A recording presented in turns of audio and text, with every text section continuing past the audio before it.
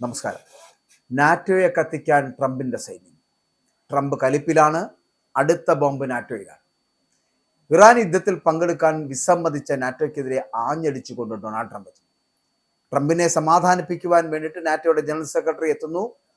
വെടിനിർത്താൻ തയ്യാറായ ട്രംപിനെ അനുമോദിച്ചുകൊണ്ട് NATO secretary general തന്നെ വരികയും ലബനനിലെ ആക്രമണം വെടിനിർത്തൽ കരാറിന്റെ ഭാഗമല്ല എന്നുള്ള വാദമുണ്ടാകുമ്പോഴും നാറ്റോ തകർച്ചയിലേക്കാണ് എന്നുള്ള സൂചനകൾ, സംശയം ഉയരുകയാണ്.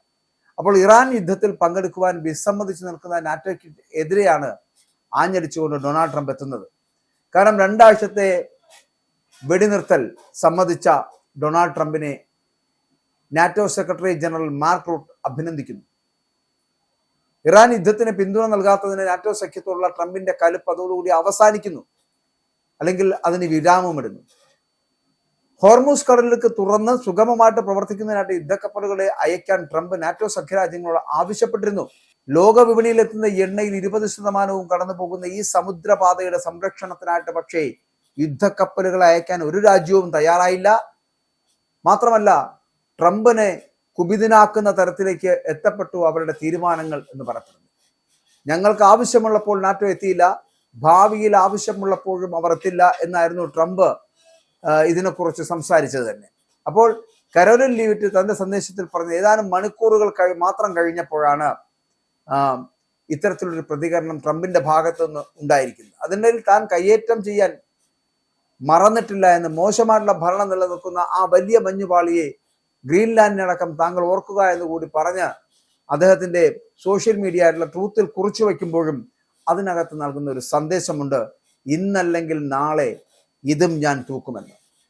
അപ്പോൾ ഇവിടുത്തെ അവരുടെ ലക്ഷ്യമെന്ന് പറയപ്പെടുന്നത് ഇപ്പോൾ നമ്മൾ കാണുന്നതിൽ നിന്നും വ്യത്യസ്തമായിട്ടുള്ള ഒരു ശൈലിയും രീതിയുമായിരിക്കും എന്നുള്ള കാര്യത്തിൽ തർക്കമില്ല. അതാണ് ട്രംപ് മുന്നോട്ട് വെക്കുന്ന വാദം.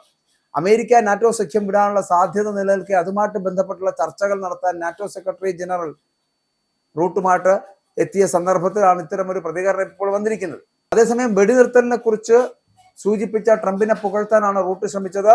ഇറാന്റെ ആണവ പരീക്ഷണങ്ങൾ നിർത്തേണ്ടത് അമേരിക്കയുടെയും യൂറോപ്പിന്റെയും മധ്യപൂർവേഷ്യയുടെയും ഒക്കെ സുരക്ഷയ്ക്ക് അത്യാവശ്യമാണ് എന്ന് നാറ്റോ സെക്രട്ടറി അടക്കം പറയുകയും ചെയ്യുന്നുണ്ട്. നാറ്റോയിൽ നിന്നും പുറത്തു പോകണമോ അല്ലെങ്കിൽ പുറത്താക്കണമോ എന്ന കാര്യമൊക്കെ സെക്രട്ടറി ജനറൽമാരുടെ ചർച്ചയിൽ പ്രധാന വിഷയമാകുമെന്നുള്ളതാണ്.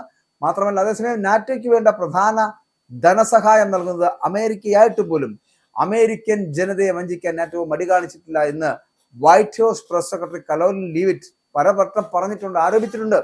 നാറ്റോ വിടുമോ എന്ന ചോദ്യത്തിന് അതിനുള്ള ഉത്തരം നാറ്റോ സെക്രട്ടറി ജനറലിന് അമേരിക്കൻ പ്രസിഡന്റ് വായിൽ നിന്ന് തന്നെ അത് നേരിട്ട് കേൾക്കാമെന്നായിരുന്നു ലീവിറ്റിന്റെ പ്രതികരണം.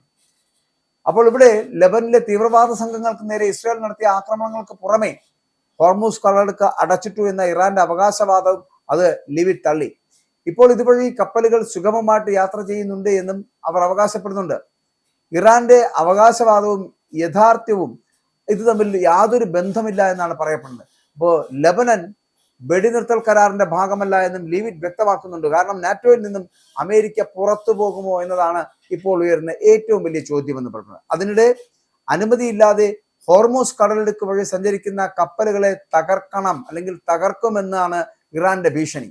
അതുമൂലം അല്ലെങ്കിൽ അതുവഴി കടന്നു പോകുന്ന കപ്പലുകൾക്ക് മേൽക്കപ്പലൊന്നിൽ $2 മില്യൺ ഏർപ്പെടുത്തിയിരിക്കുന്നു എന്നതാണ്. നാറ്റോയെ കത്തിക്കാൻ വേണ്ടി ട്രംപിന്റെ സൈന്യം തയ്യാറെടുക്കുന്നത് ഇതിലൂടെയാണ്.